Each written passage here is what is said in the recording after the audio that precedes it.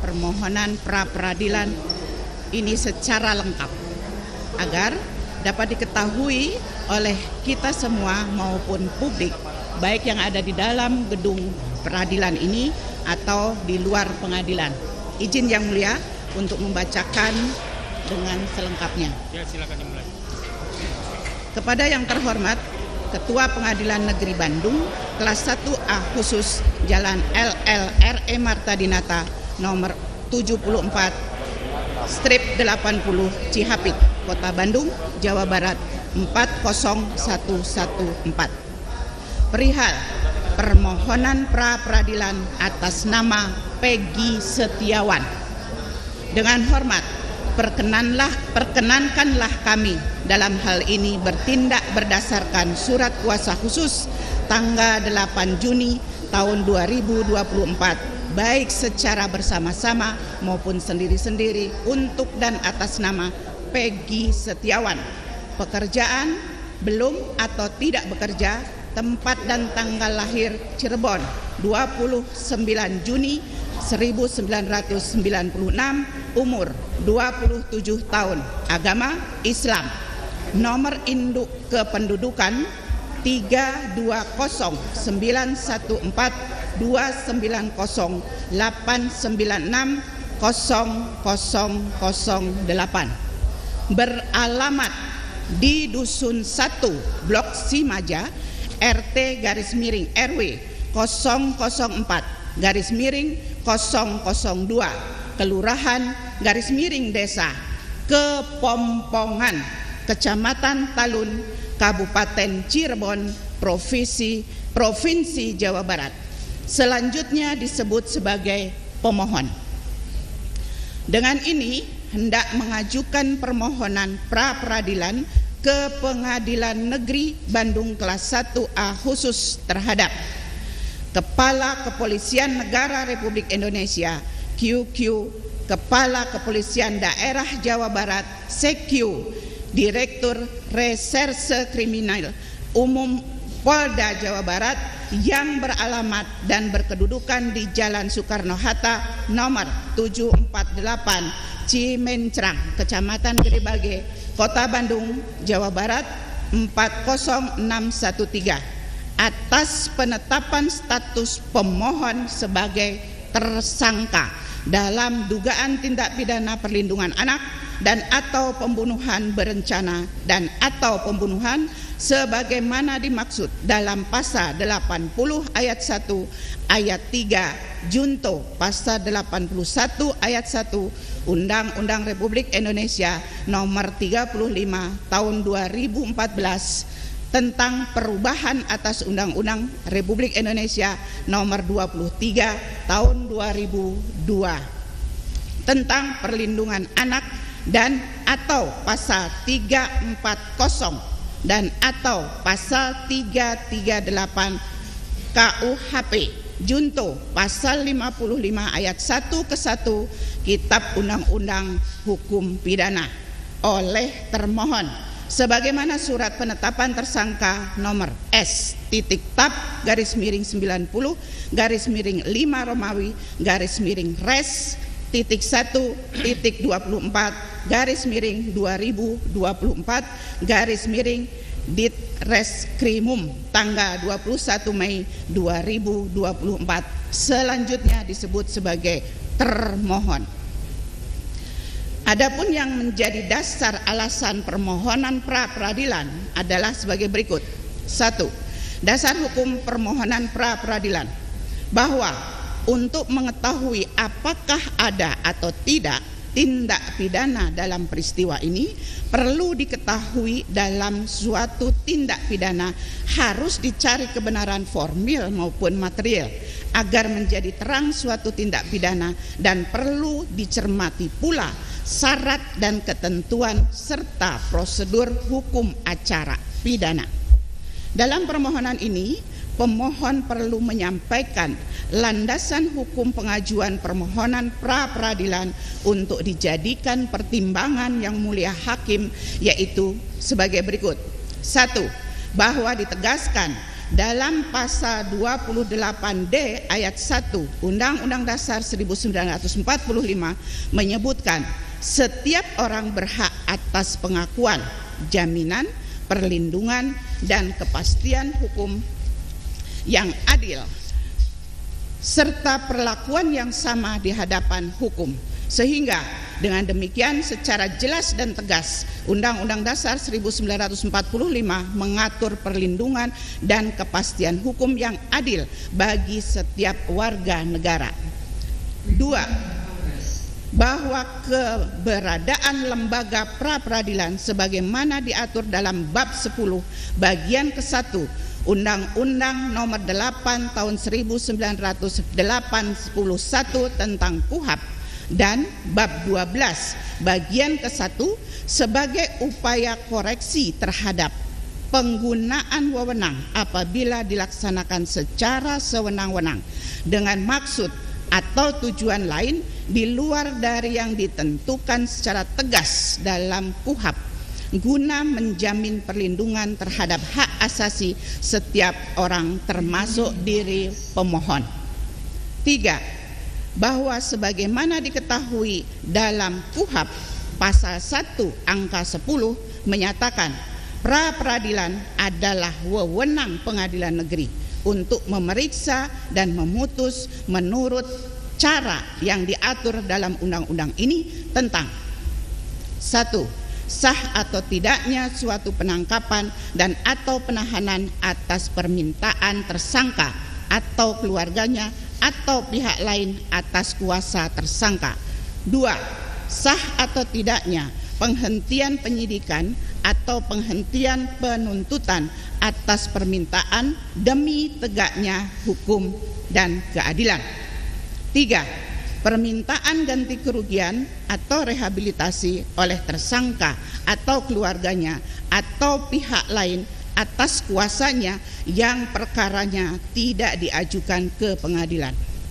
4. Bahwa selain itu yang menjadi objek pra-peradilan sebagaimana yang diatur dalam pasal 77 KUHP diantaranya adalah pengadilan negeri berwenang untuk memeriksa atau memutus sesuai dengan ketentuan yang diatur dalam undang-undang ini tentang 1.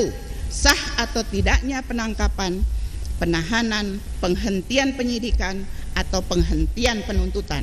2.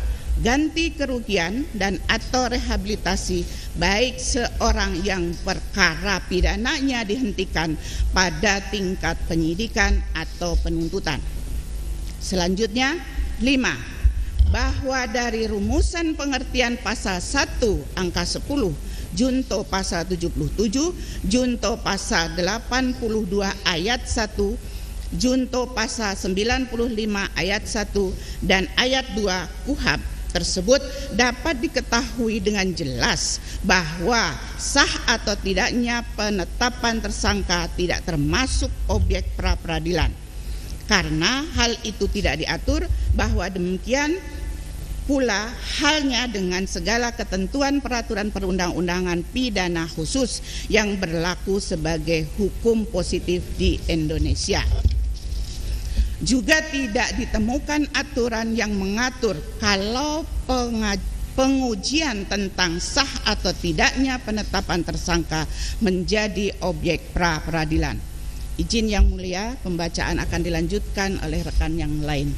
Terima kasih. Baik.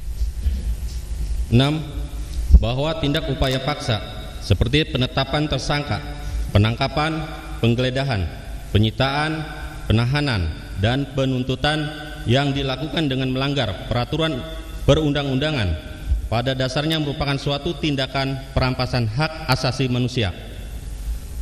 Menurut Andi Hamzah, pra-peradilan merupakan tempat mengadukan pelanggaran hak asasi manusia yang memang pada kenyataannya penyusunan KUHP banyak disemangati dan merujuk pada hukum internasional yang telah menjadi international customary law.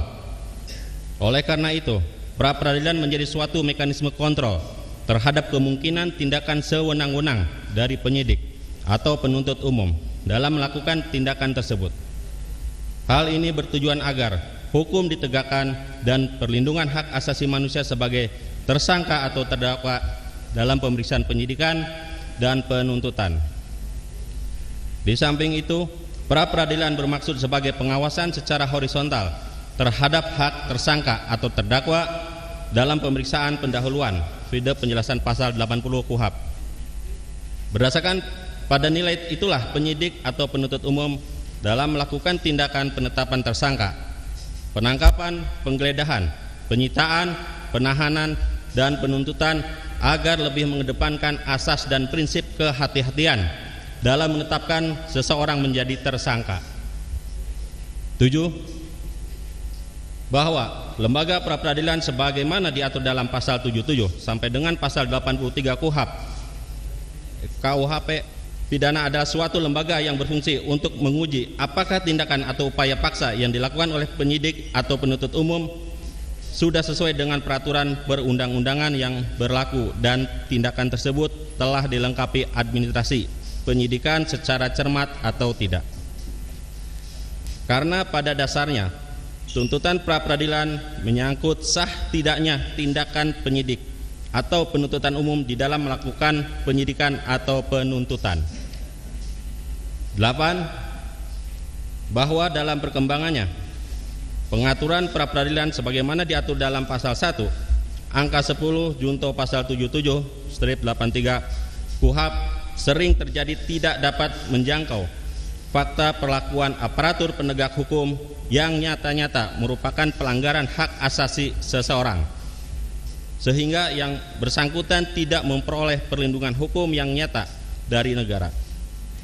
Untuk itu perkembangan yang demikian melalui dapat diakomodirnya mengenai sah tidaknya penetapan tersangka dan sah tidaknya penyitaan telah diakui merupakan wilayah kewenangan pra-peradilan, sehingga dapat meminimalisasi terhadap perlakuan sewenang-wenang oleh aparatur penegak hukum. Dalam kaitan perubahan dan perkembangan hukum dalam masyarakat yang demikian bukanlah suatu yang mustahil terjadi dalam praktik sistem hukum di negara manapun, apalagi di dalam sistem hukum common law yang telah merupakan bagian dari sistem hukum di Indonesia. Peristiwa hukum inilah yang menurut almarhum Sucipto Raharjo disebut terobosan hukum legal breakthrough atau hukum yang pro-rakyat atau hukum progresif. Dan menurut Mukhtar Kusumaatmadja merupakan hukum yang baik karena sesuai dengan perkembangan nilai-nilai keadilan yang hidup dan berkembang dalam masyarakat. Terobosan hukum dan hukum yang baik itu merupakan cara pandang baru dalam memandang fungsi dan peranan hukum dalam pembangunan nasional di Indonesia. Dengan demikian, hukum bukan hanya memiliki aspek normatif yang diukur dari kepastiannya, melainkan juga memiliki aspek nilai yang merupakan bagian dinamis aspirasi masyarakat yang berkembang dan terkini. 9. Bahwa selanjutnya dalam putusan Mahkamah Konstitusi nomor 21 /PUU/12 Romawi /2014 junto putusan Mahkamah Konstitusi nomor 130 /PUU/12 Romawi /2015 diputuskan bahwa ketentuan pasal 77 huruf A KUHP tidak memiliki kekuatan hukum mengikat sepanjang tidak dimaknai termasuk penetapan tersangka, penggeledahan dan penyitaan. Apapun salah satu pertimbangan hukumnya, penetapan tersangka adalah bagian dari proses penyidikan yang merupakan perampasan terhadap hak asasi manusia. Maka seharusnya penetapan tersangka oleh penyidik merupakan objek yang dapat dimintakan perlindungan melalui ikhtiar hukum peranata pra-peradilan. Hal tersebut semata-mata untuk melindungi seseorang dari tindakan sewenang-wenang. Tindakan sewenang-wenang penyidik yang kemungkinan besar dapat terjadi ketika seseorang ditetapkan sebagai tersangka. Padahal prosesnya ternyata ada kekeliruan, maka tidak peranata lain selain peranata pra-peradilan yang dapat memeriksa dan memutusnya. Putusan MK ini memberikan perlindungan terhadap seseorang yang mengalami proses hukum yang keliru pada saat ditetapkan sebagai tersangka di dalam ketentuan pasal 8 Undang-Undang nomor 39 1999 tentang HAM diatur bahwa perlindungan, pemajuan, penegakan dan pemenuhan hak asasi manusia terutama menjadi tanggung jawab pemerintah. Hal ini berarti MK mengambil peran dalam pemenuhan hak asasi manusia melalui putusnya sebagai bagian dari upaya responsif konstitusional. Salah satu pelindungan hukum yang ditekankan melalui putusan ini adalah kepastian hukum bahwa penyidik harus melakukan tindakan penyidikan sesuai dengan prosedur hukum yang berlaku. 10. Bahwa dengan demikian jelas berdasarkan putusan Mahkamah Konstitusi nomor 21/PUU-12 Romawi /2014 tanggal 28 April 2015 bahwa penetapan tersangka merupakan bagian dari wewenang pra-peradilan. Mengingat putusan Mahkamah Konstitusi bersifat final dan mengikat, maka sudah tidak dapat diperdebatkan lagi bahwa semua harus melaksanakan putusan yang telah berkekuatan hukum tetap sejak diucapkan. 11. Bahwa selanjutnya berdasarkan pasal 95 KUHP menyebutkan bahwa 1. Tersangka, terdakwa atau terpidana berhak menuntut ganti kerugian karena ditangkap, ditahan, dituntut dan diadili atau dikenakan tindakan lain tanpa alasan yang berdasarkan undang-undang atau karena kekeliruan mengenai orangnya atau hukum yang diterapkan. 2. Tuntutan ganti kerugian oleh tersangka atau ahli warisnya atau penangkapan atau penahanan serta tindakan lain tanpa alasan yang berdasarkan undang-undang atau karena kekeliruan mengenai orang atau hukum yang diterapkan sebagaimana dimaksud dalam ayat 1 yang perkaranya tidak diajukan ke pengadilan negeri, diputus di sidang pra-peradilan sebagaimana dimaksud dalam pasal 77, sehingga pasal 95 ayat 1 dan ayat 2 pada pokoknya merupakan tindakan penyidik atau penuntut umum dalam rangka menjalankan wewenangnya yang dilakukan tanpa alasan hukum sehingga melanggar hak asasi atau harkat martabat kemanusiaan serta merugikan seseorang, inkasu adalah pemohon. Oleh karena itu, tindakan lain yang dilakukan oleh termohon menjadi objek permohonan pra-peradilan. Selanjutnya 12. Bahwa tindakan penyidik untuk menentukan seseorang sebagai tersangka merupakan salah satu proses dari sistem penegakan hukum pidana sebagaimana dimaksud dalam KUHP. Oleh karenanya proses tersebut haruslah diikuti dan dijalankan dengan prosedur yang benar sebagaimana diatur dan ditentukan dalam KUHP atau perundang-undangan yang berlaku.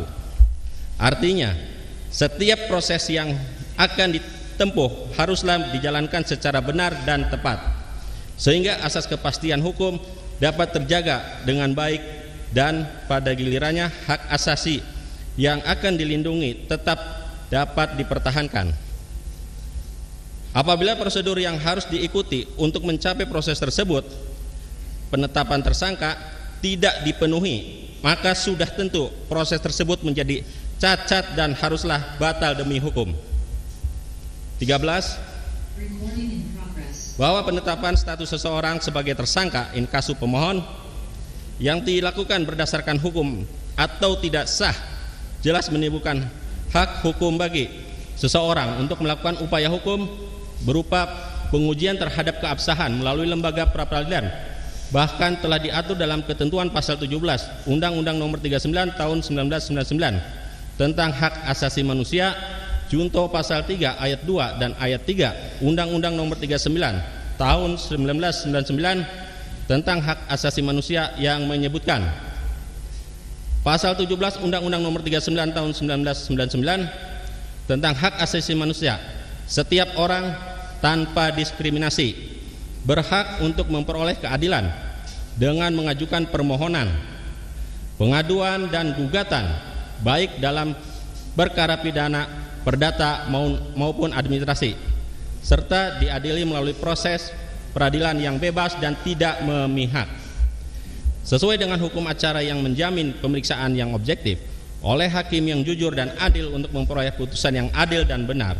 Pasal 3 ayat 2 Undang-Undang Nomor 39 Tahun 1999 tentang Hak Asasi Manusia. Setiap orang berhak atas pengakuan, jaminan, perlindungan, dan perlakuan hukum yang adil serta mendapat kepastian hukum dan perlakuan yang sama di depan hukum. Pasal 3 ayat 3 Undang-Undang Nomor 39 Tahun 1999 tentang Hak Asasi Manusia.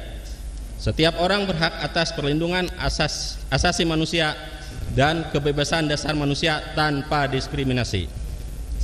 14. Bahwa selain itu telah terdapat beberapa putusan pengadilan yang memperkuat dan melindungi hak-hak tersangka, sehingga lembaga pra peradilan juga dapat memeriksa dan mengadili keabsahan penetapan tersangka seperti yang terdapat dalam perkara antara lain berikut: Putusan Pengadilan Negeri Bengkayang nomor 01/PID/2019/PN BKY tanggal 18 Mei 2011 dan putusan Mahkamah Agung nomor 88 PK/PID/2019 tanggal 17 Januari 2012 yang menyatakan tidak sahnya penyitaan yang telah dilakukan.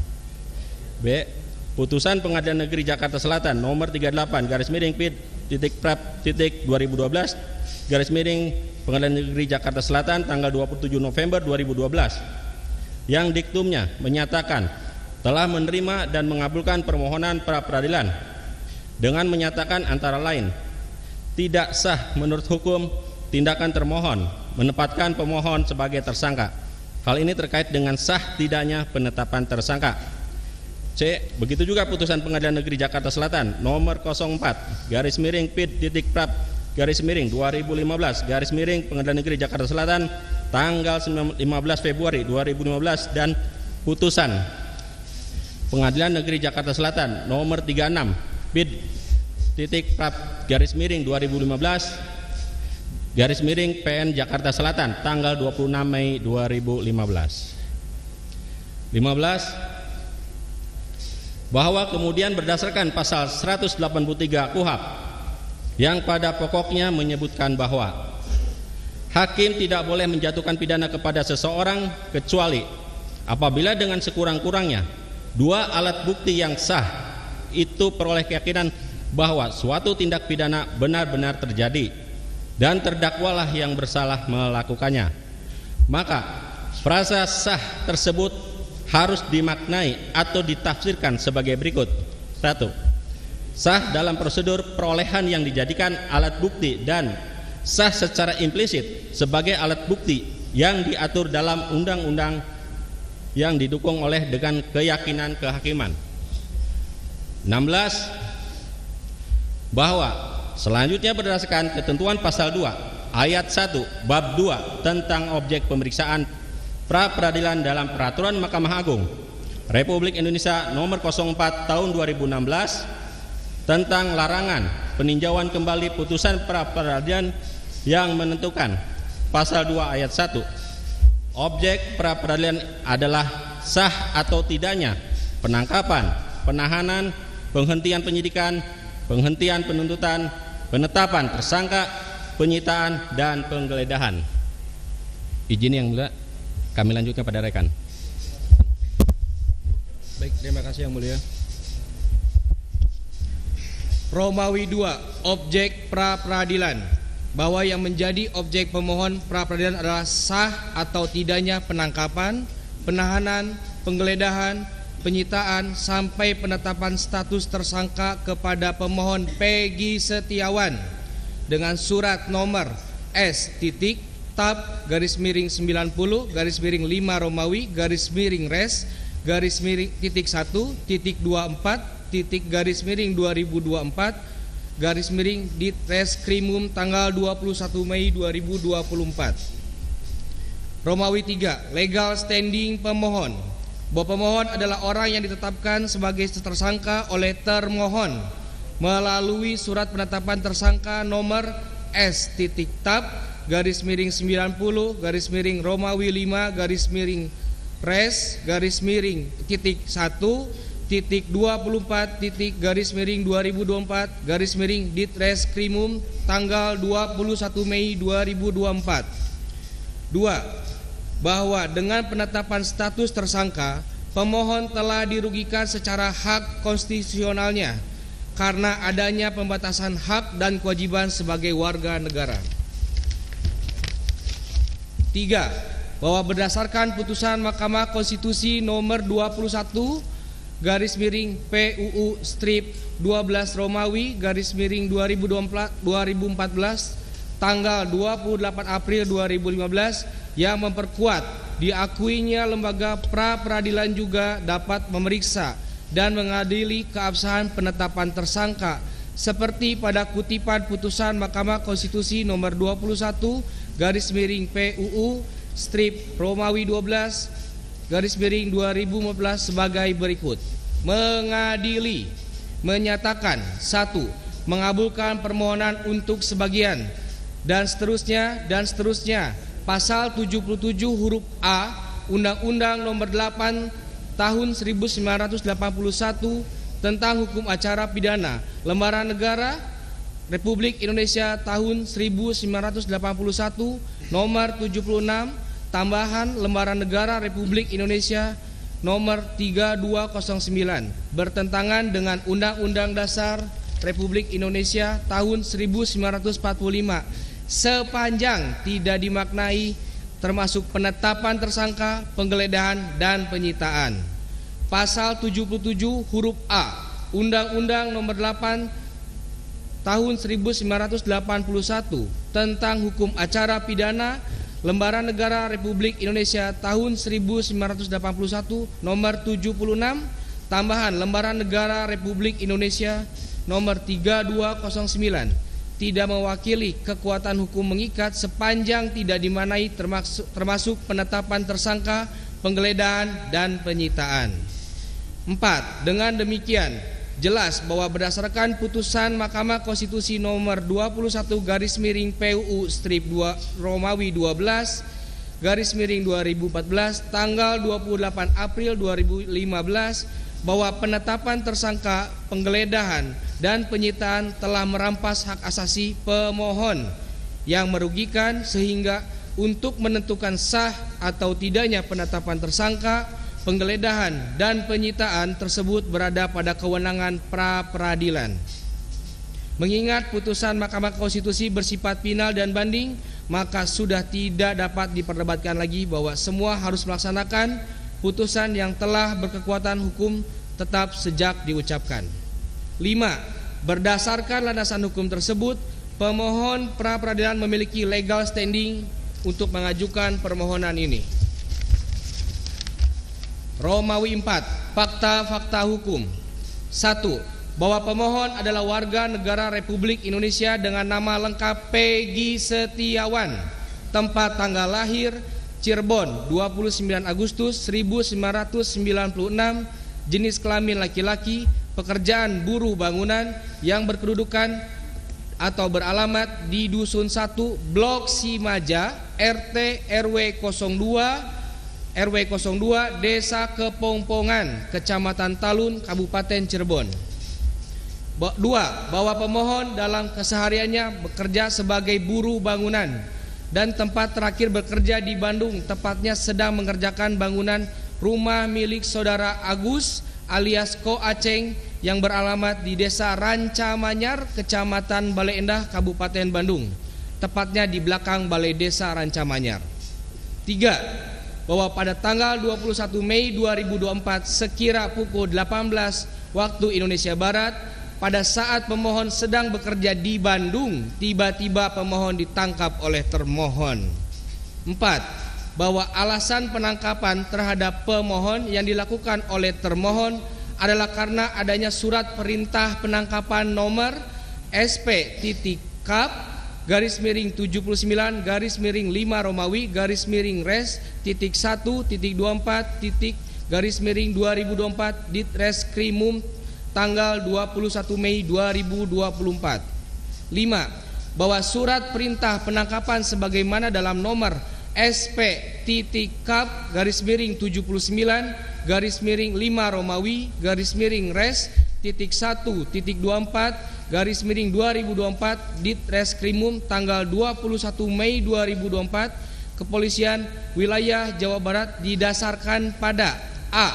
Laporan polisi nomor LP garis miring 953 garis miring B garis miring 8 Romawi garis miring 2016 garis miring JBR garis miring CRB Kota tanggal 31 Agustus atas nama pelapor Rudiana. B. Surat perintah penyidikan nomor SP.Sidik garis miring 194 garis miring bulan 5 Romawi res titik 1.24 garis miring 2024 Ditreskrimum tanggal 19 Mei 2024. C. Surat ketetapan tentang penetapan tersangka nomor S.Tab garis miring 90 garis miring 5 Romawi garis miring res titik 1.24 garis miring 2024 Ditreskrimum tanggal 21 Mei 2024. 6. Bahwa setelah ditangkap selanjutnya pemohon diperiksa oleh termohon dan selanjutnya ditahan sebagaimana dalam surat perintah penahanan nomor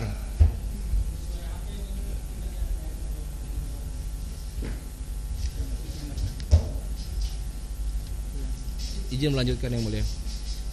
Dalam surat perintah penahanan nomor SP.Han garis miring 76 garis miring 5 Romawi garis miring res 1.24 garis miring 2024 Ditreskrimum tanggal 22 Mei 2024 di wilayah atau di yurisdiksi Kepolisian Daerah Jawa Barat hingga saat ini. Bahwa pemohon selanjutnya diberikan surat pemberitahuan penetapan tersangka nomor B garis miring 28140 garis miring 5 Romawi garis miring res titik 1.8 titik garis miring 2024 Ditreskrimum tanggal 21 Mei 2024 bahwa meskipun dalam pokok surat tersebut telah menyatakan surat tentang penetapan tersangka sebagaimana terlampir, akan tetapi pemohon tidak menerima lampiran surat tersebut. 8. Bahwa pokok-pokok dalam surat sebagaimana yang diterima oleh pemohon terdapat penyebutan kepada pemohon sebagai tersangka dalam dugaan tindak pidana perlindungan anak dan atau pembunuhan berencana dan atau pembunuhan sebagaimana dimaksud dalam pasal 80 ayat 1 ayat 3 junto pasal 81 ayat 1 Undang-Undang Republik Indonesia nomor 35 tahun 2014 tentang perubahan atas Undang-Undang Republik Indonesia nomor 23 tahun 2002 tentang perlindungan anak dan atau pasal 340 KUHP pidana dan atau pasal 338 KUHP pidana junto pasal 55 ayat 1 ke 1 KUHP pidana. 9.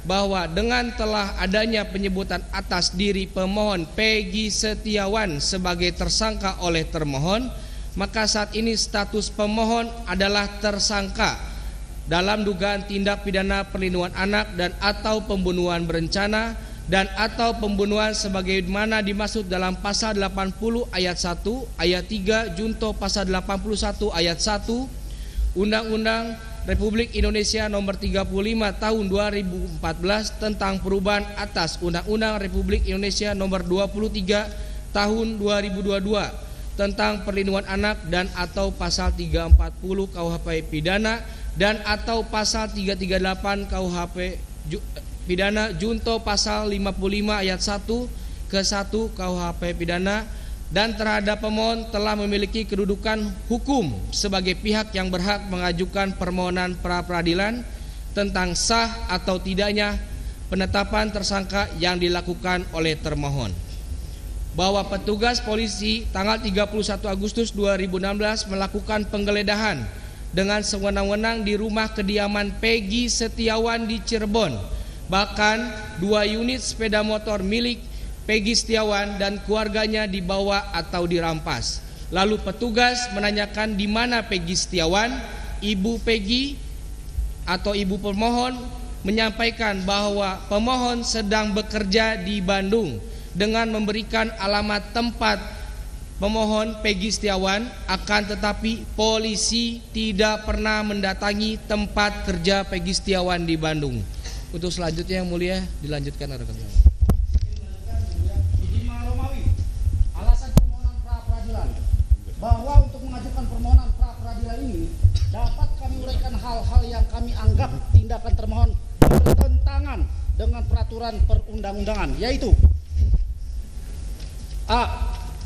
Pemohon tidak pernah diperiksa oleh termohon pada proses penyelidikan sejak tahun 2016 sampai dengan pemohon ditetapkan sebagai tersangka. 1.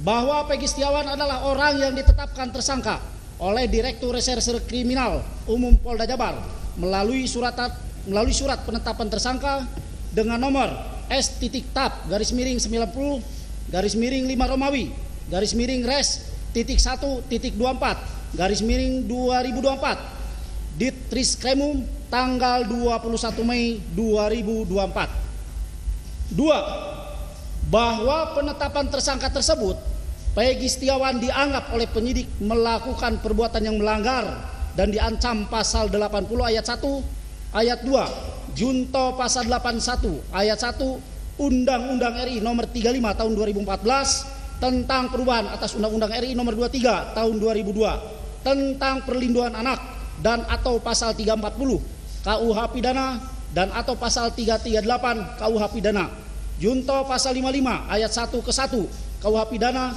yang terjadi pada hari Sabtu tanggal 27 Agustus 2016 sekitar antara jam 22.00 WIB di Jalan Perjuangan Kampung Situgangga depan SMPN 11 Cirebon, Kecamatan Kosambi, Kota Cirebon dengan pelapor atas nama Rudiana. 3. Bahwa penetapan tersangka atas diri pemohon baru diketahui oleh pemohon pada saat dilakukan penangkapan berdasarkan surat perintah penangkapan yang dikeluarkan oleh termohon nomor SP.Kap_Res_1.24/2024 tertanggal 21 Mei 2024. Namun perlu diketahui apabila mengacu kepada surat penangkapan tersebut tidak pernah ada surat perintah penyelidikan kepada pemohon. Padahal sesuai pasal 1 angka 1 dan 4 Kitab Undang-Undang Hukum Acara Pidana, polisi memiliki tugas melakukan penyelidikan dan penyidikan. 4. Bahwa pemohon bukan merupakan seseorang yang pada waktu sedang melakukan tindak pidana atau dengan segera sudah beberapa saat tindak pidana itu dilakukan atau sesaat kemudian diserukan oleh khalayak ramai sebagai orang yang melakukannya tindak pidana sebagaimana diatur dalam pasal 1 angka 19 mengenai tertangkap tangan. 5.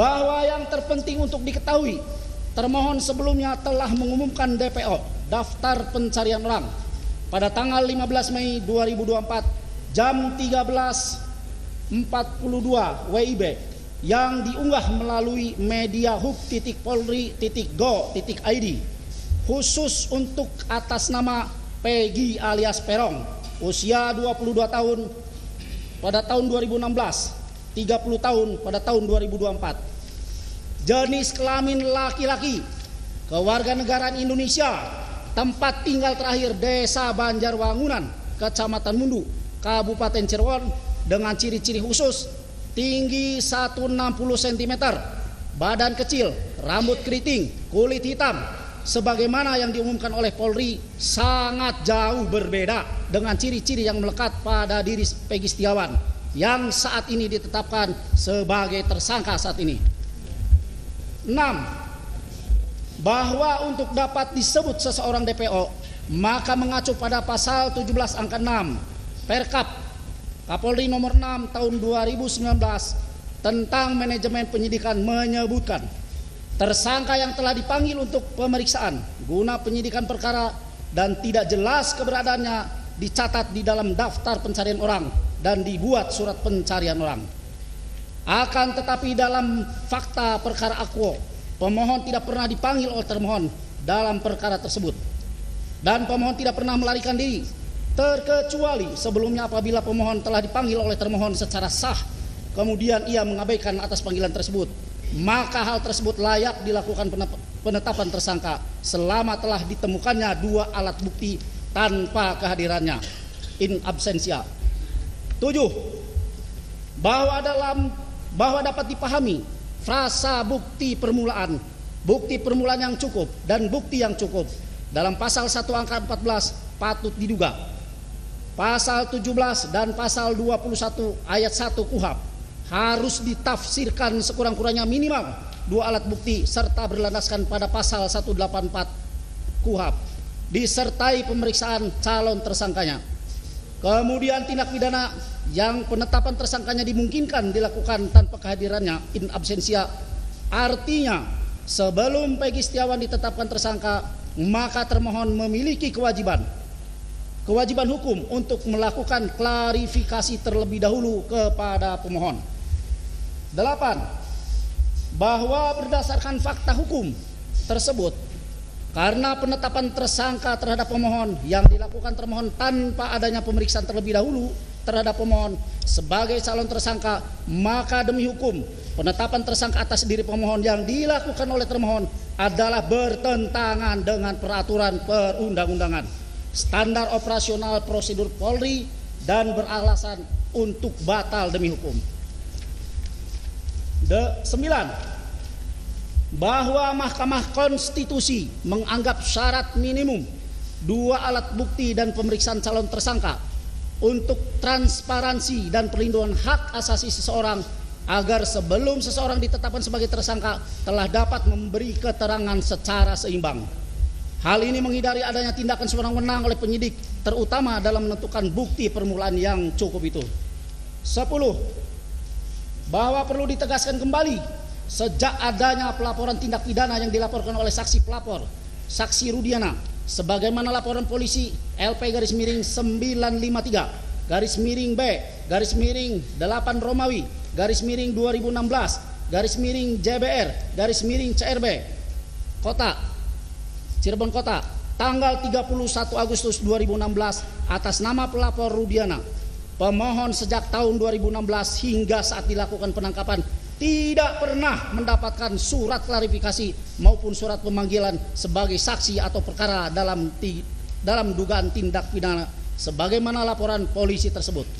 Sehingga menurut pendapat pemohon, prosedur yang demikian itu bertentangan dengan peraturan perundang-undangan, di antaranya diatur pada pasal 1 angka 2 KUHP yang berbunyi, penyidikan adalah serangkaian tindakan penyidik dalam hal dan menurut cara yang diatur dalam undang-undang ini untuk mencari serta mengumpulkan bukti. Dengan bukti itu membuat terang tentang tindak pidana yang terjadi dan guna menemukan tersangkanya.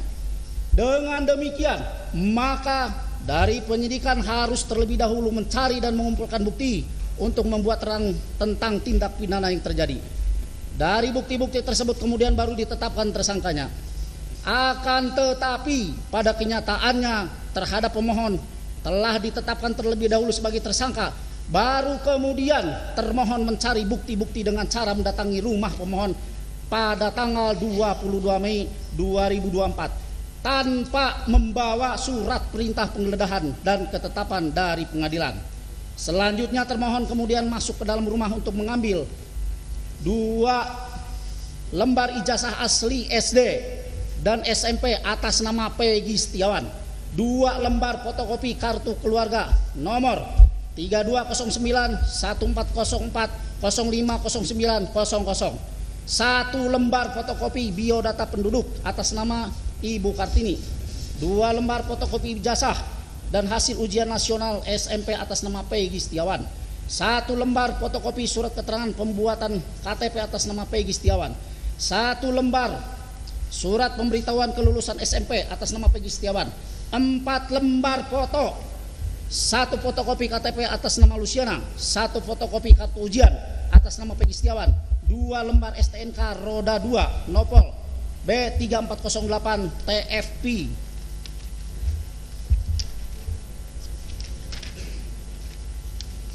dan B6247 TIK beserta 2 kunci kendaraan, 1 lembar asli surat kelahiran atas nama Peggy Setiawan, 1 kartu KIP atas nama Peggy Setiawan, 2 buku rapot asli SD dan SLTP atas nama Peggy Setiawan, foto dan 2 dus HP Infinix dan Samsung Galaxy A05, sehingga asumsi pemohon terhadap tindakan termohon adalah suatu bentuk penggeledahan yang melanggar hukum atau inkonstitusional karena termohon tidak menyerahkan surat perintah penggeledahan yang sah menurut hukum dan penetapan pengadilan, tidak berdasarkan prosedur atau tanpa izin pengadilan.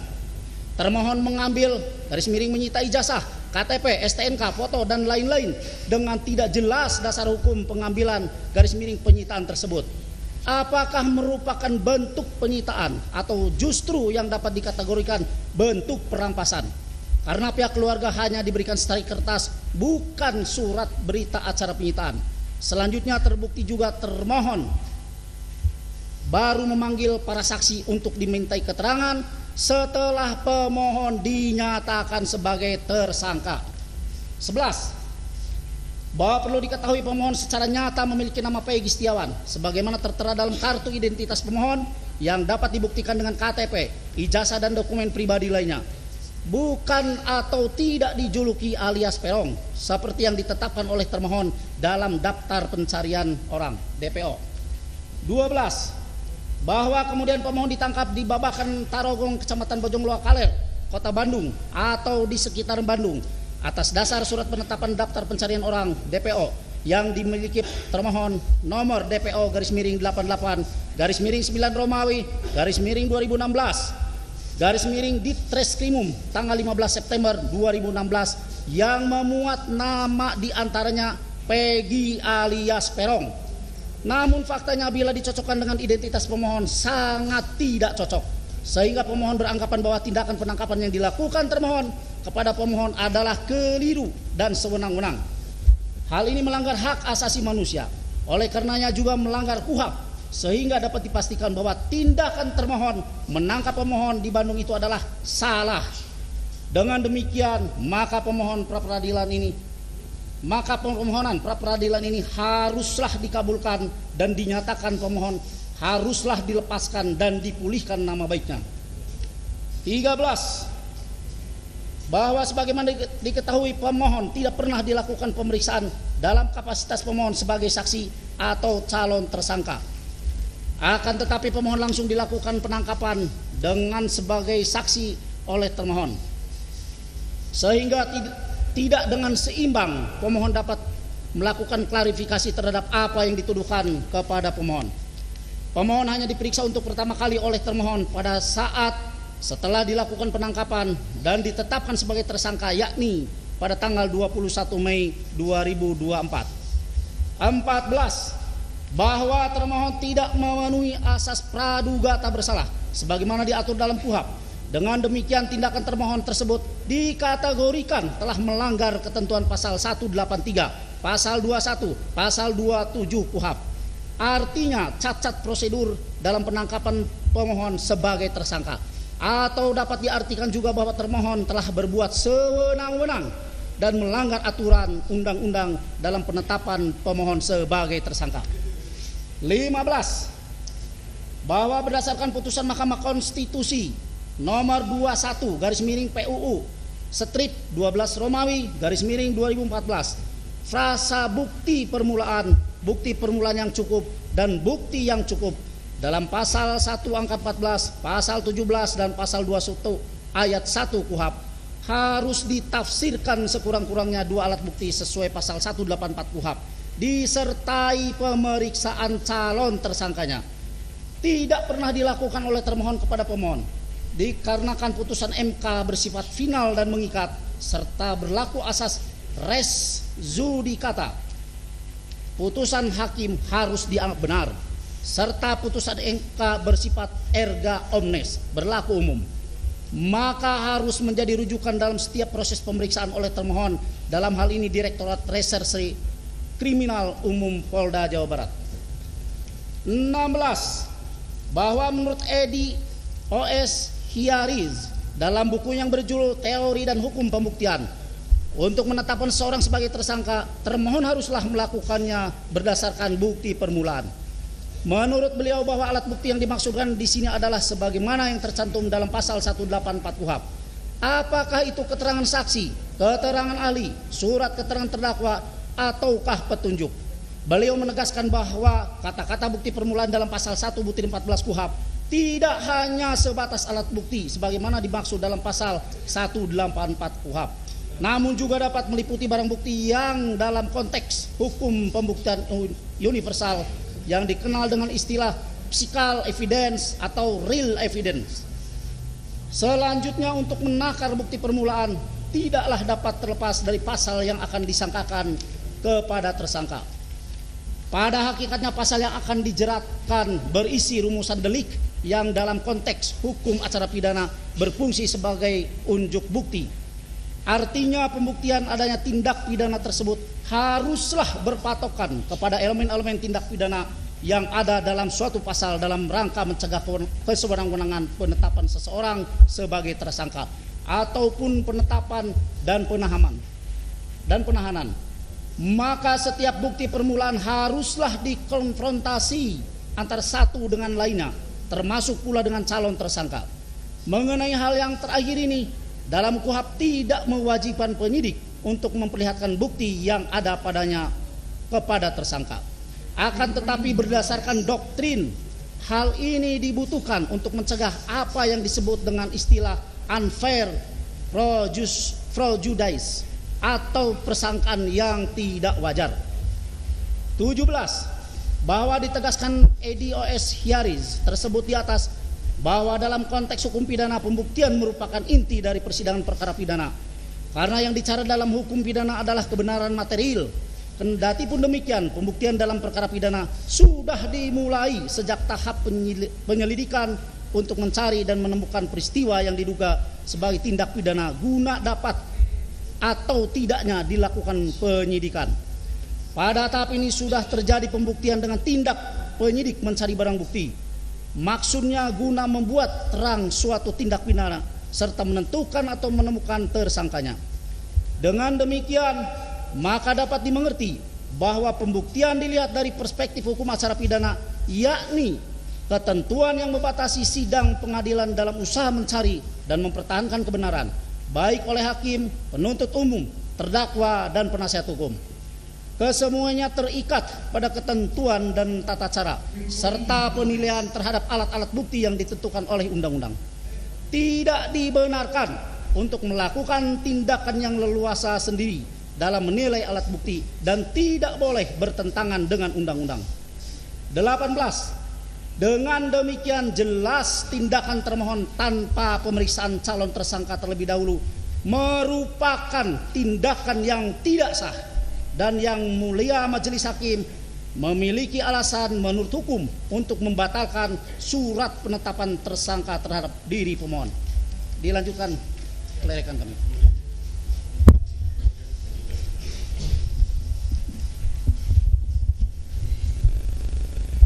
B. Penetapan tersangka oleh termohon salah orang, error in persona.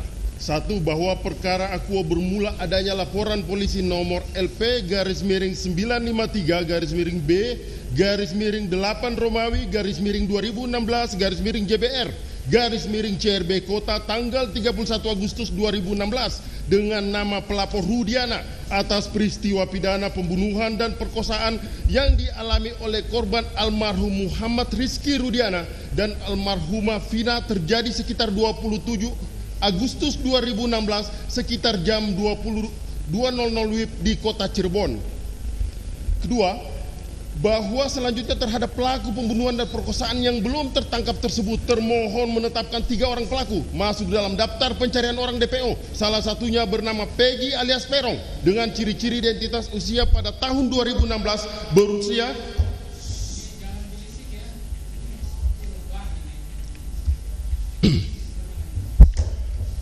dilanjutkan. Saya ulangin.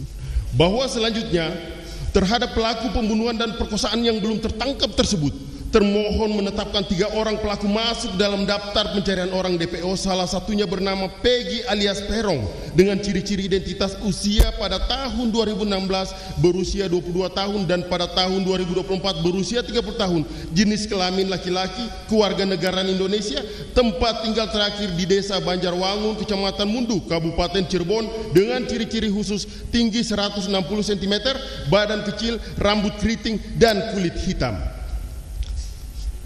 3. Bahwa pada tahun 2016 masih dalam tahap penyidikan kasus pembunuhan tersebut, termohon tiba-tiba datang ke rumah pemohon beralamat di Dusun 1 Blok Simaja, RT RW 0402, Desa Kepompongan, Kecamatan Kabupaten Cirebon, yang mana pada saat itu termohon tidak bertemu dengan pemohon dikarenakan pemohon sejak bulan Juli 2016 atau setidak-tidaknya setelah kejadian peristiwa tersebut bekerja sebagai buruh bangunan di Bandung. Selanjutnya pada saat di rumah pemohon tersebut, termohon melakukan penggeledahan dan penyitaan patut diduga kuat secara ilegal terhadap 2 unit motor, yakni 1 motor merek Suzuki Smash dalam keadaan rusak milik pemohon dan 1 lagi motor merek Yamaha Jupiter milik saudara pemohon tanpa dibuatkan berita acara penyitaan atau surat tanda penerimaan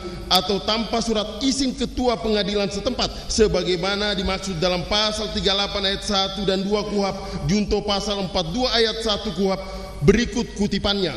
Pasal 38 ayat 1, penyitaan hanya dapat dilakukan oleh penyidik dengan surat izin ketua pengadilan negeri setempat. Ayat 2, dalam keadaan yang sangat perlu dan mendesak, bila mana penyidik harus segera bertindak dan tidak mungkin untuk mendapatkan surat izin terlebih dahulu, tanpa mengurangi ketentuan ayat 1, penyidik dapat melakukan penyitaan atas benda bergerak. Untuk itu wajib segera melaporkan kepada ketua pengadilan setempat guna memperoleh persetujuan. Pasal 42 ayat 1, penyidik berwenang memerintahkan kepada orang yang menguasai benda yang dapat disita menyerahkan benda tersebut kepadanya untuk kepentingan pemeriksaan, dan kepada yang menyerahkan benda tersebut harus diberikan surat tanda penerimaan. 4. Bahwa lebih lanjut jika merujuk pada Direktori Putusan Mahkamah Agung RI putusan nomor 1030-K-PIT-2017 pada halaman 4 menyebutkan terdakwa 1 Rivaldi Aditya Wardana alias Andika berboncengan dengan saudara Peggy alias Perong mengendarai sepeda motor merek Vario warna hitam dan seterusnya. Faktanya, mencermati putusan tersebut dapat diketahui saudara Peggy alias Perong mengendarai sepeda motor merek Vario warna hitam. Lalu mengapa sepeda motor rusak merek Suzuki Smash milik pemohon dan motor Yamaha Jupiter milik keluarga pemohon oleh termohon dilakukan penyitaan, perampasan, yang kemudian kedua motor tersebut tidak ikut dijadikan barang bukti di persidangan para terdakwa. Dan setelah itu sejak tahun 2016 sampai dengan sebelum 21 Mei 2024 atau sekitar kurang lebih 8 tahun lamanya, pemohon tidak pernah dilakukan proses hukum, pemanggilan, undangan klarifikasi, penetapan tersangka dan atau penahanan oleh termohon. Bahkan perkara ini menjadi senyap, bahkan lenyap.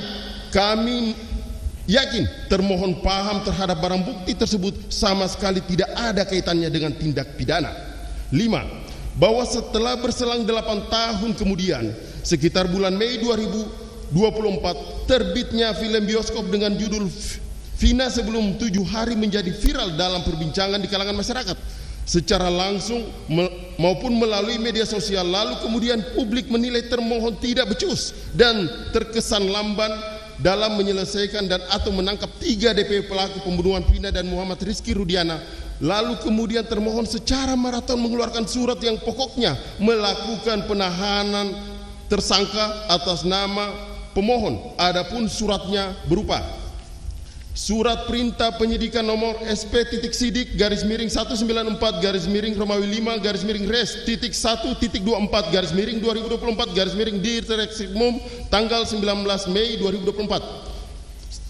Surat pemberitahuan dimulai penyidikan nomor SPD-141/5 Romawi-Res.1.24/2024 garis miring Ditreskrimum tanggal 19 Mei 2024. Selanjutnya, surat ketetapan tentang penetapan tersangka nomor S.Tab garis miring 90 garis miring Romawi 5 garis miring Res garis miring 1.24 garis miring 2024 Ditreskrimum tanggal 21 Mei 2024. Surat perintah penangkapan nomor SP.Kap garis miring 79 garis miring Romawi 5 garis miring Res titik 124 garis miring 2024 garis miring Ditreskrimum tanggal 21 Mei 2024. Selanjutnya, surat perintah penahanan nomor SP.Han garis miring 76 garis miring 5 Romawi garis miring Res garis miring titik 1 garis miring 24 garis miring 2024 garis miring Ditreskrimum tanggal 22 Mei 2024. 6.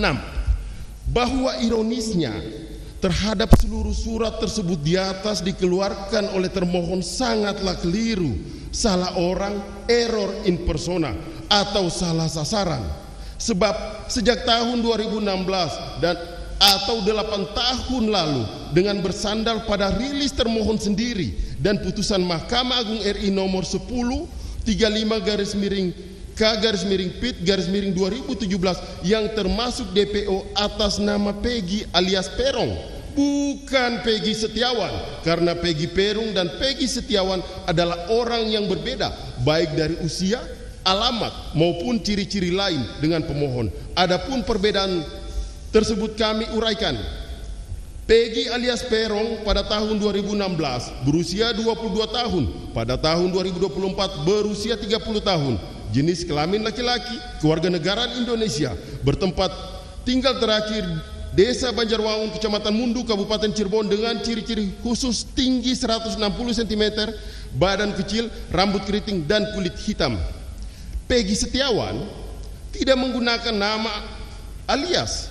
Tidak ada satu orang pun yang mengenalnya dengan nama Perong, atau tidak ada teman atau tidak ada pihak keluarga yang pernah memanggil dengan nama Perong. Kemudian pada tahun 2016 berusia 20 tahun dan pada tahun 2024 berusia 28 tahun, rambut lurus dan beralamat di desa Dusun 1 Blok Simaja, RT RW 0402, Desa Kepompongan, Kecamatan Tulun, Kabupaten Cirebon. 7. Bahwa lebih lanjut, pemohon Peggy Setiawan saat kejadian tanggal 27 Agustus 2016 telah bekerja sebagai kuli bangunan di Bandung dan tinggal di kota Bandung. Bahkan keberadaan pemohon bekerja di kota Bandung sejak pemohon selesai lanjut tingkat pertama SLTP atau sekitar pemohon masih berumur 16 tahun. Oleh karena itu kesalahan yang dilakukan oleh termohon adalah perbuatan yang semena-mena, tindakan yang tidak manusiawi yang nyatanya telah salah menangkap dan menahan seseorang.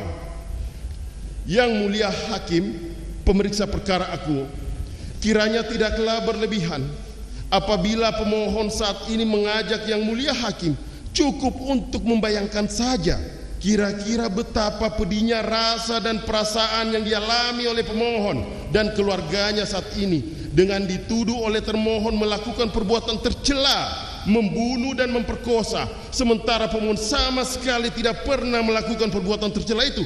Fitnah yang disematkan kepada pemohon sangatlah pedih rasanya.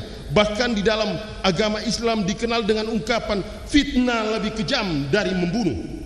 8. Bahwa berdasarkan hal-hal tersebut di atas, tindakan termohon yang sewenang-wenang dengan melakukan penetapan tersangka melalui surat ketetapan dengan penetapan tersangka nomor S.Tab garis miring 90 garis miring Romawi 5 garis miring Res titik 1.24 garis miring 2024 Ditreskrimum tanggal 21 Mei 2024 dan surat perintah penahanan melalui surat perintah penahanan nomor SP.Han garis miring 76 garis miring Romawi 5 garis miring Res titik 1.24 garis miring 2024 garis miring Ditreskrimum tanggal 22 Mei 2024 adalah tidak sah secara hukum atau setidak-tidaknya dinyatakan batal demi hukum sebab salah alamat dan salah orang. Oleh karena cukup beralasan yang mulia hakim membatalkan penetapan tersangka pemohon dengan seluruh surat yang berkaitan dan sepatutnya pemohon dibebaskan dari rumah tahanan Polda Jawa Barat serta memulihkan harkat dan martabat pemohon. 9. Bahwa berdasarkan dalil di atas, termohon telah salah orang dalam menetapkan tersangka kepada pemohon. C. Termohon tidak cukup bukti dalam menetapkan pemohon sebagai tersangka. 1. Bahwa berdasarkan pasal 1 angka 14, tersangka adalah orang yang karena perbuatannya atau keadaannya berdasarkan bukti permulaan patut diduga sebagai pelaku tindak pidana. Kedua, bahwa berdasar putusan Mahkamah Konstitusi dengan nomor perkara 21/PUU garis 12/2014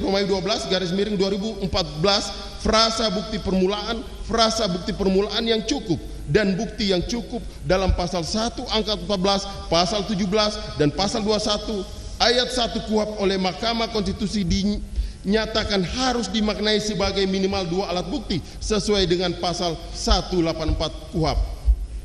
Ketiga, bahwa dalam penetapan tersangka terhadap diri pemohon tidak berdasarkan 2 alat bukti sebagaimana yang dimaksud dalam pasal 184 dan putusan Mahkamah Konstitusi perkara 21/PUU Romawi 12/2014. Hal tersebut didasarkan fakta-fakta sebagai berikut: bahwa proses tindak lanjut atas laporan polisi atas nama pelapor Rudiana tidak sesuai dengan ketentuan KUHP junto Peraturan Kepala Kepolisian Republik Indonesia nomor 14 tahun 2012 tentang manajemen penyidikan tindak pidana, di mana penyidikan berupa tindakan pengumpulan barang bukti dan keterangan termasuk pemanggilan saksi-saksi mahkota yang saat ini menjadi terpidana.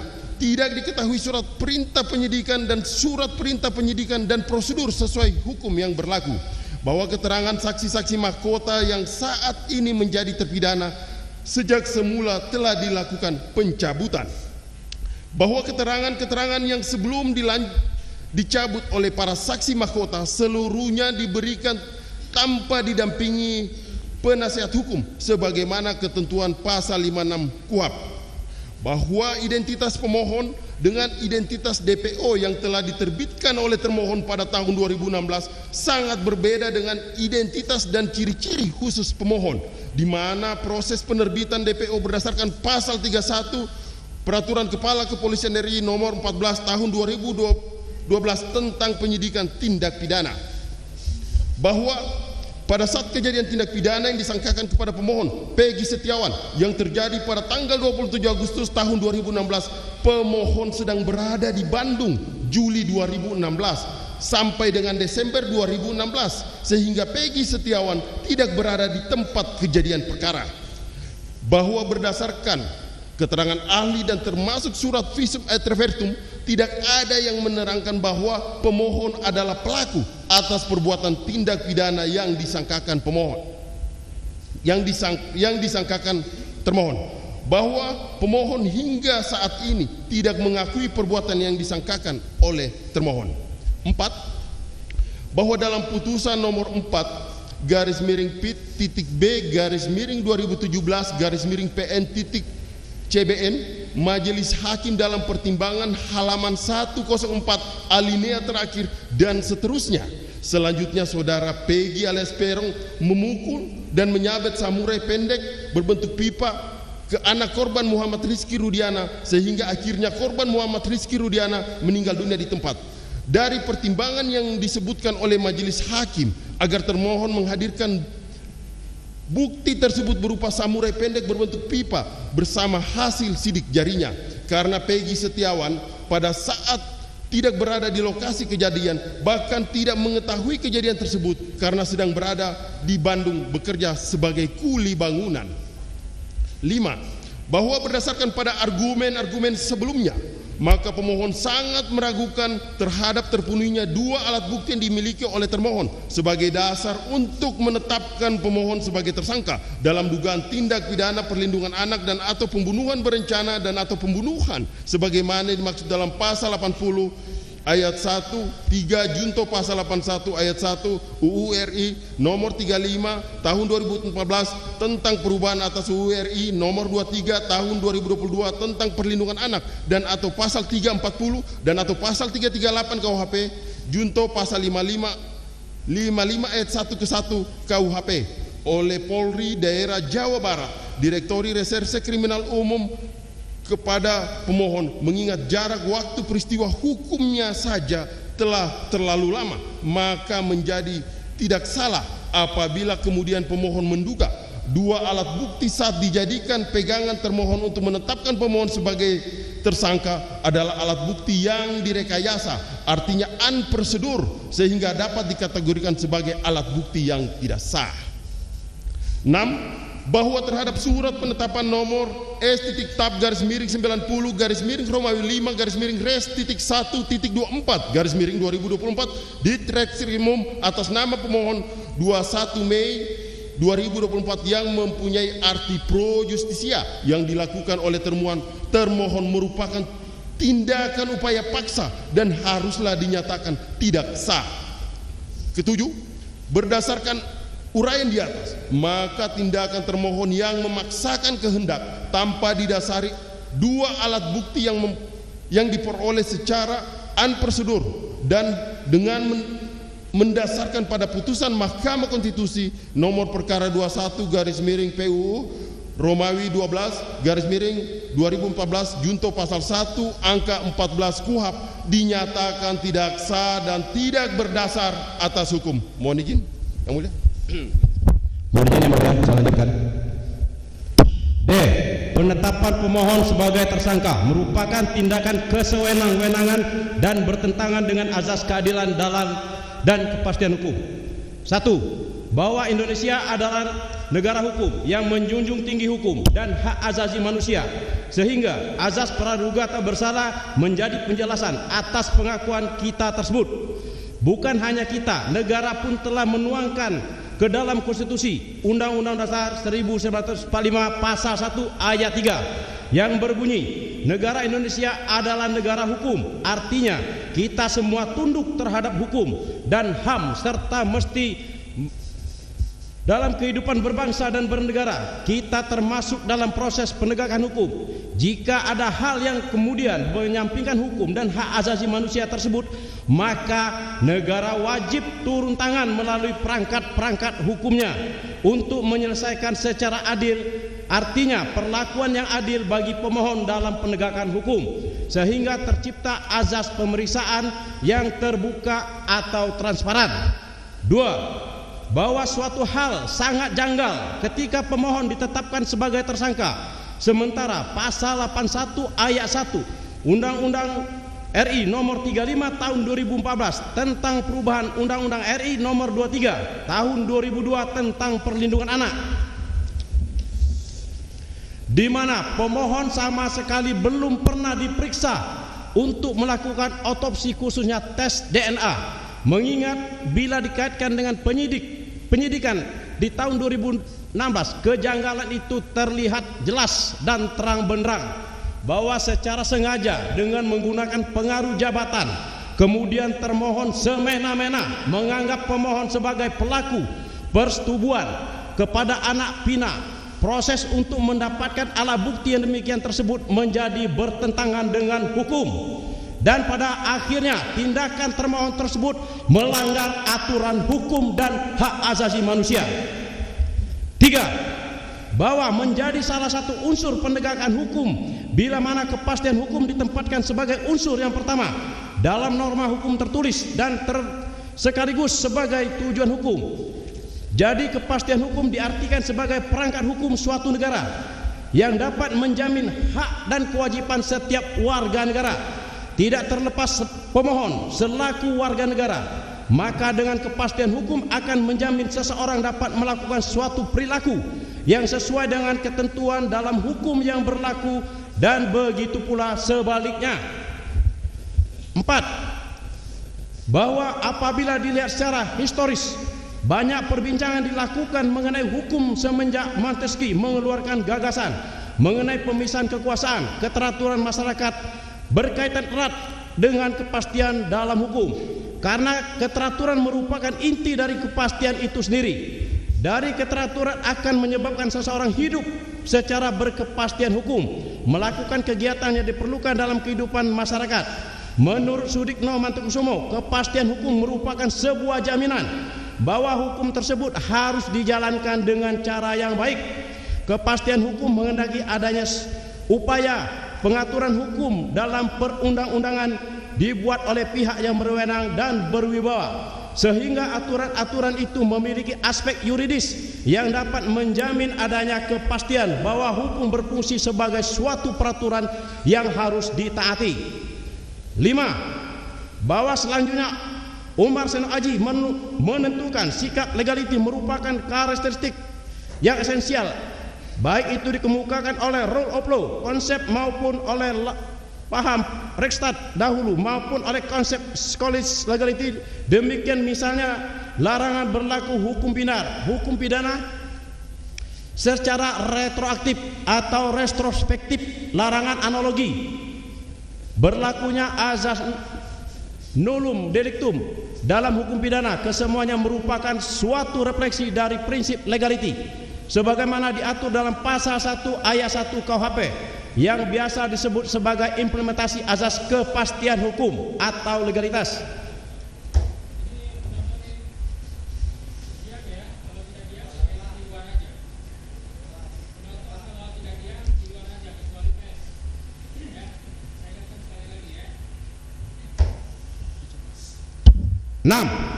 Bahwa mendasarkan pada fakta aturan dan pendapat di atas yang dikaitkan dengan surat penetapan tersangka, surat ketetapan nomor S-90/5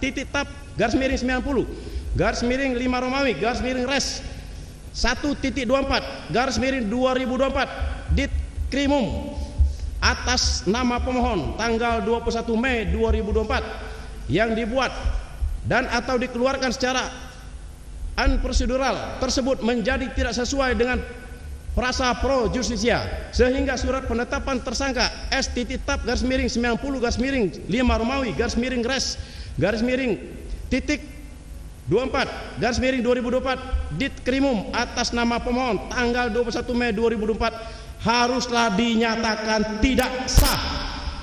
7. Bahwa sebagaimana telah diuraikan sebelumnya, maka pemohon berpendapat jelas beralasan dan dibenarkan hukum bahwa tindakan termohon atas penetapan tersangka atas diri pemohon termasuk segala keputusan atau penetapan yang dikeluarkan lebih lanjut oleh termohon yang berkenaan dengan penetapan tersangka atas diri pemohon oleh termohon merupakan tindakan sewenang-wenang dan bertentangan dengan hukum. Oleh karenanya beralasan hukum penetapan tersangka atas diri pemohon dan segala keputusan atau penetapan dan surat dikeluarkan lebih lanjut oleh termohon yang berkenaan dengan penetapan tersangka atas diri pemohon oleh termohon tersebut haruslah dinyatakan tidak sah dan tidak berdasar atas hukum, sehingga surat ketetapan S-90/5-res 1.24/2024 Ditkrimum atas nama pemohon tanggal 21 Mei 2024 haruslah dinyatakan tidak sah dan atau tidak mempunyai kekuatan hukum.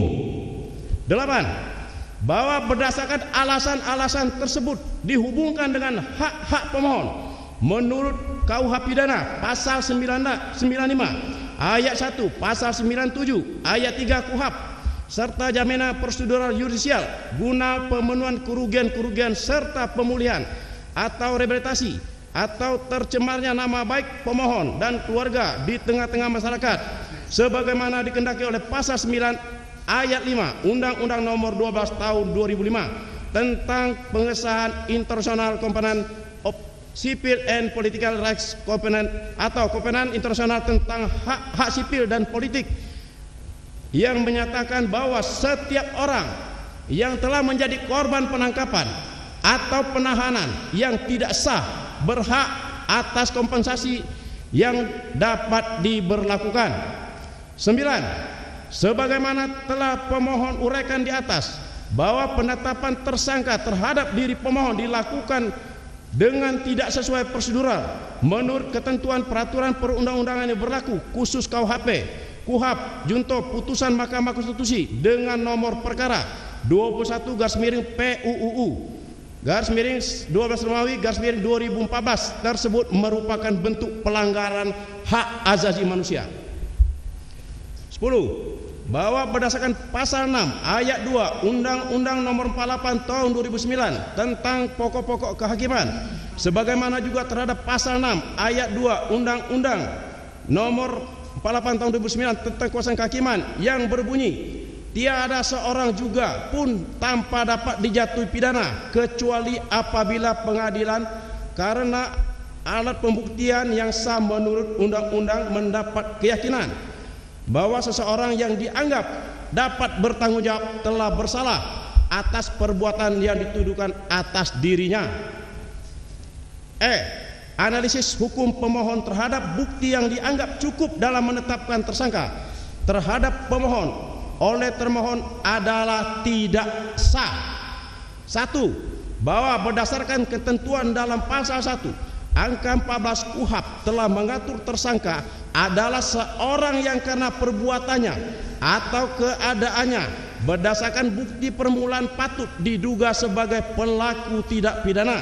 Selanjutnya dalam penjelasan pasal 17 KUHAP yang berbunyi, yang dimaksud dengan bukti permulaan yang cukup ialah bukti permulaan yang menduga adanya tindak pidana sesuai dengan pasal 1/14 lebih lanjut berdasarkan putusan Mahkamah Konstitusi Republik Indonesia nomor 21/PUU/12/2014 dalam amar putusannya berkaitan dengan pembuktian permulaan yang cukup adalah sebagai berikut. Prasa bukti permulaan, bukti permulaan yang cukup dan bukti yang cukup sebagaimana ditentukan dalam pasal 1 angka 14, pasal 17 dan pasal 21 ayat 1 Undang-Undang Nomor 8 Tahun 1981 tentang hukum acara pidana. Mempunyai kekuatan hukum yang mengikat sepanjang tidak dimaknai bahwa bukti permulaan yang cukup dan bukti yang cukup adalah minimal 2 alat bukti yang termuat dalam pasal 184 Undang-Undang Nomor 8 Tahun 1981 tentang hukum acara pidana. C. Prasa bukti permulaan yang cukup dan bukti yang cukup sebagaimana ditentukan dalam pasal 1 angka 14, pasal 17 dan pasal 21 ayat 1 Undang-Undang Nomor 8 Tahun 1981 tentang hukum acara pidana. Bertentangan dengan Undang-Undang Dasar Negara Republik Indonesia tahun 1945 sepanjang tidak dimaknai bahwa bukti permulaan yang cukup dan bukti yang cukup adalah minimal 2 alat bukti yang termuat dalam pasal 184 Undang-Undang Nomor 8 Tahun 1981 tentang acara pidana. 2. Bahwa dalam sistem hukum acara pidana Indonesia dikenal dengan alat bukti yang sah tercantum jelas dalam pasal 184 KUHAP, yaitu A. Keterangan saksi, B. Keterangan ahli, C. Surat, D. Petunjuk, E. Keterangan terdakwa. 3. Berdasarkan uraian fakta dan peristiwa dalam perkara aqua, dugaan kuat bahwa termohon dalam menjalankan fungsi penyidikan pro justisia menentukan pemohon sebagai tersangka berdasarkan bukti permulaan yang cukup, alat bukti yang cukup, namun alat bukti yang diterapkan pemohon dalam perkara ini haruslah terlebih dahulu diurai dan diuji apakah 2 alat bukti dimaksud dapat dikualifikasikan sebagai bukti yang menunjukkan tindak pidana dan telah menunjukkan bahwa tersangka adalah pelakunya. 4. Bahwa untuk menguji terhadap sahnya penetapan tersangka terhadap pemohon menjadi penting apakah termohon dalam menetapkan tersangka sudah berdasarkan bukti yang cukup dan terhadap perolehan bukti tersebut telah sesuai dengan ketentuan hukum yang berlaku sehingga layak dinyatakan pemohon berstatus sebagai tersangka oleh termohon.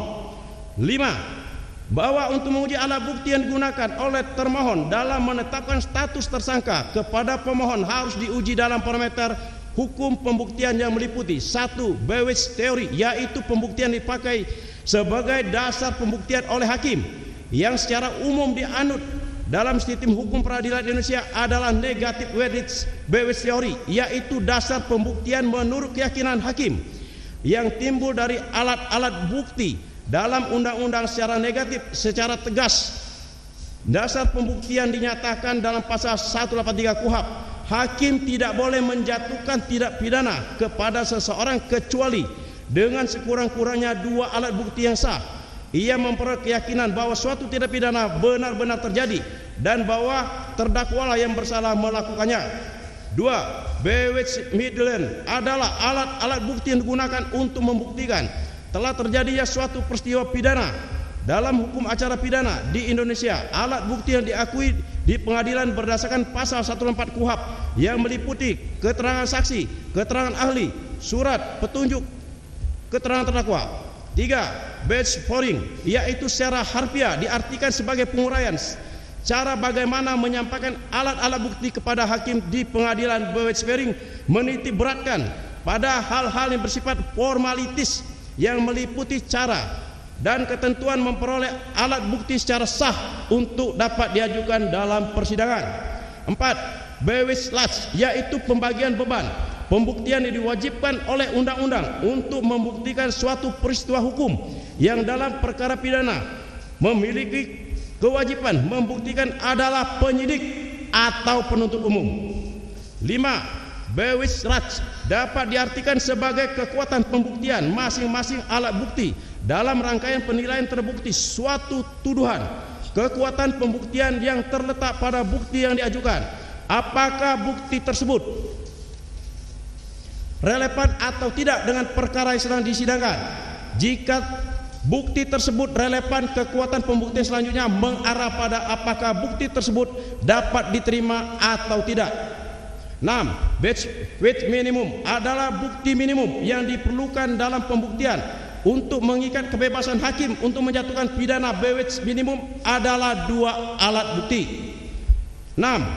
Bahwa karena diajukan oleh pemohon dalam pra peradilan akua adalah tentang sah atau tidaknya sah penetapan tersangka, sehingga yang diuji adalah 2 alat bukti yang sah yang menjadi dasar dalam penetapan tersangka oleh termohon, sehingga tujuan pemohon pra peradilan akua yang diuji bukan hanya terkait bukti yang dianggap administrasi atau formalistik, akan tetapi lebih pada analisis bukti atas pokok perbuatan pidana, bukan hanya terkait banyaknya jumlah bukti yang kemudian diserahkan oleh termohon di persidangan dalam perkara akua, namun lebih kepada penilaian objektivitas alat bukti yang dimaksud di atas.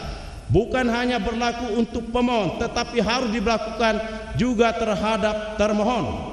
Khususnya berlaku sebagai dalam hukum pembuktian pidana, yaitu demi kebenaran formil dan material dalam kepentingan umum. 7. Bahwa pada pokoknya pemohon diduga melakukan tindak pidana perlindungan anak atau pembunuhan berencana dan atau pembunuhan sebagaimana dimaksud dalam pasal 80 ayat 1 ayat 3 junto pasal 81 ayat 1 Undang-Undang Republik Indonesia nomor 35 tahun 2014 tentang perubahan atas Undang-Undang Republik Indonesia nomor 23 tahun 2002 tentang perlindungan anak dan atau pasal 340 KUHP dan atau pasal 338 junto pasal 55 ayat 1 ke 1 Kitab Undang-Undang Hukum Pidana. 8. Bahwa atas tersebut termohon terindikasi dalam proses projustisia baik penyelidikan maupun penyidikan untuk menentukan pemohon sebagai tersangka berdasarkan bukti sebagai berikut. A. Visum et repertum nomor fair _77 _9 Romawi _2016 Dokpol tanggal 13 September 2016 perihal hasil pembongkaran makam dan pemeriksaan mayat atas nama Muhammad Rizky Rudiana. Pokok dalam kesimpulan visum et repertum nomor fair _77 _9 Romawi _2016 Dokpol tanggal 13 September 2016 perihal hasil pembongkaran makam dan pemeriksaan mayat atas Muhammad Rizky Rudiana tersebut, yaitu pada mayat laki-laki berusia 16 tahun, tampak mayat sudah membusuk, terdapat tanda-tanda trauma tumpul pada kepala berupa patah tulang, atap tengkorak bagian depan dan belakang, patah tulang dasar tengkorak, patah tulang rahang atas, dan patah tulang rahang bawah yang dapat mengakibatkan kematian. Tanda-tanda trauma tumpul berupa patah tulang pada tulang lengan atas kanan, tulang hasta kanan, dan tulang pengumpil kanan. Luka terbuka pada dahi kiri, mata kaki kanan bagian dalam dan tungkai bawah kiri, serta resapan darah pada bagian kulit dada. B. Visum et repertum nomor Ver garis miring 76 garis miring 9 Romawi garis miring 2016 Dokpol tanggal 13 September 2016 perihal hasil pembongkaran makam dan pemeriksaan mayat atas nama Pina, bahwa pokok kesimpulan Visum et repertum nomor Ver garis miring 76 garis miring 9 Romawi garis miring 2016 Dokpol tanggal 13 September 2016 perihal hasil pembongkaran makam dan pemeriksaan mayat atas nama Pina, yaitu mayat perempuan berusia 16 tahun, tampak mayat sudah membusuk, terdapat tanda-tanda trauma tumpul pada kepala dan ditandai patah tulang atap tengkorak dan tulang rahang bawah, dan trauma tumpul pada paha kanan dan tungkai bawah kanan yang ditandai dengan luka terbuka pada tungkai bawah kanan, patah tulang, patah paha kanan, dan patah tulang kering kanan yang dapat mengakibatkan pendarahan yang secara bersama maupun masing-masing dapat mengakibatkan kematian. Terdapat tanda-tanda trauma tumpul berupa luka lecet pada bagian perut kiri dan paha kiri serta kemerah-merahan paha kanan. Dilakukan pemeriksaan apus lubang kemaluan dan anus dengan hasil ditemukan sperma pada sediaan apus lubang kemaluan. 9. Bahwa terhadap visum et repertum nomor Per garis miring 77 garis miring 9 Romawi garis miring 2016 garis miring Dokpol tanggal 13 September 2016 perihal hasil pembongkaran makam dan pemeriksaan mayat atas nama Muhammad Rizky Rudiana, dan visum et repertum nomor Ver garis miring 76 garis miring 9 Romawi garis miring 2016 Dokpol tanggal 13 September 2016 perihal hasil pembongkaran makam dan pemeriksaan mayat atas nama Pina.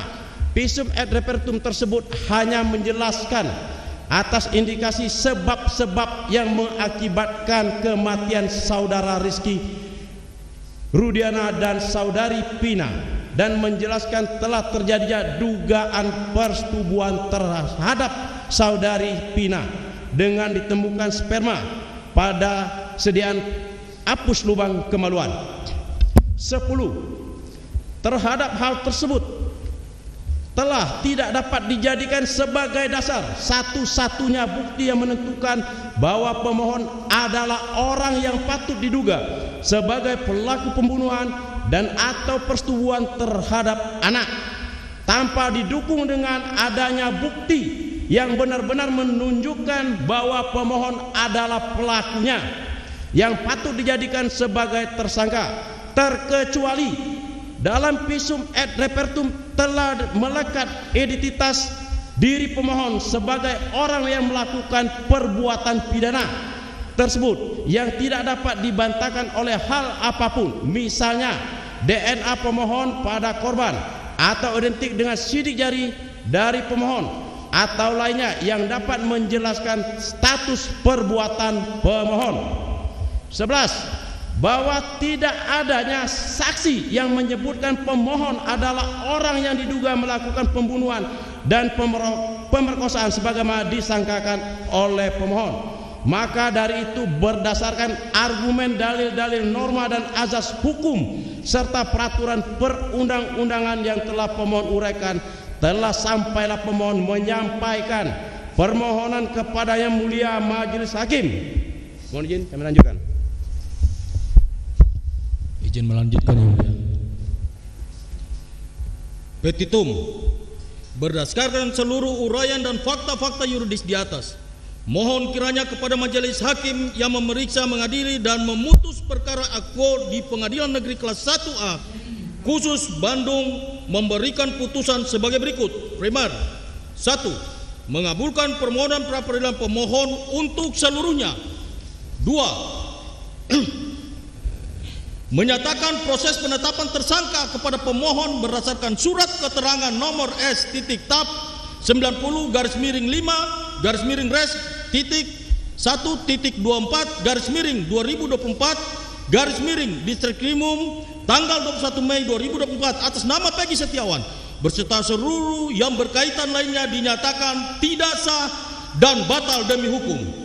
3. Menyatakan tindakan termohon menetapkan pemohon sebagai tersangka dugaan tindak pidana perlindungan anak dan atau pembunuhan berencana dan atau pembunuhan sebagaimana dimaksud dalam pasal 80 ayat 1 3 junto pasal 81 ayat 1 Undang-Undang RI nomor 35 tahun 2014 tentang perubahan atas Undang-Undang RI nomor 23 tahun 2002 tentang perlindungan anak dan atau pasal 340 dan atau pasal 338 junto pasal 55 ayat 1 ke 1 Kitab Undang-Undang Hukum Pidana oleh Polri di daerah Jawa Barat di Direktorat Reserse Kriminal Umum adalah tidak sah dan tidak berdasar atas hukum.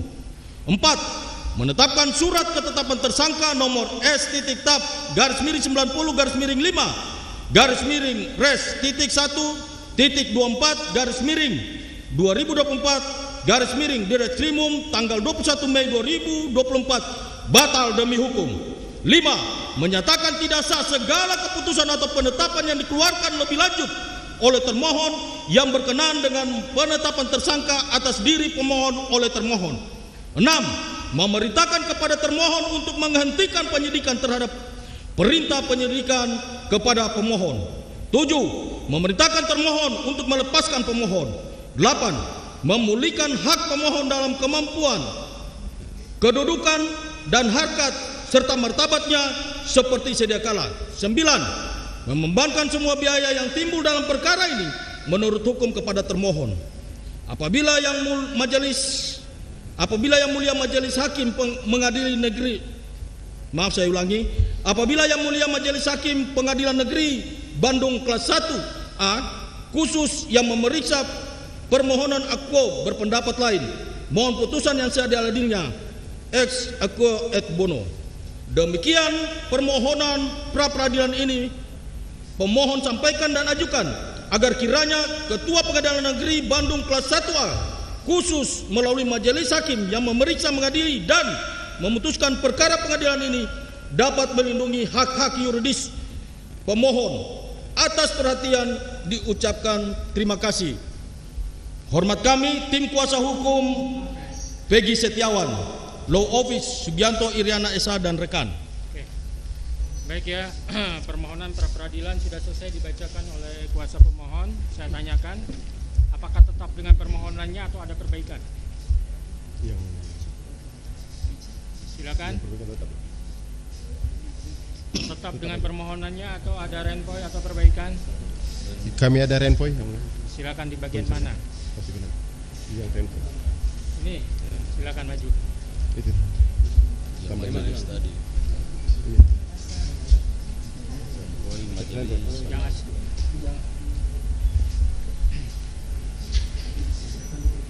Yang dari penyidik silakan diserahkan.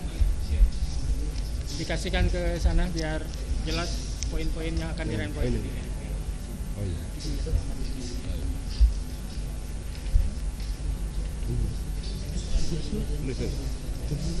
Majelis itu jangan.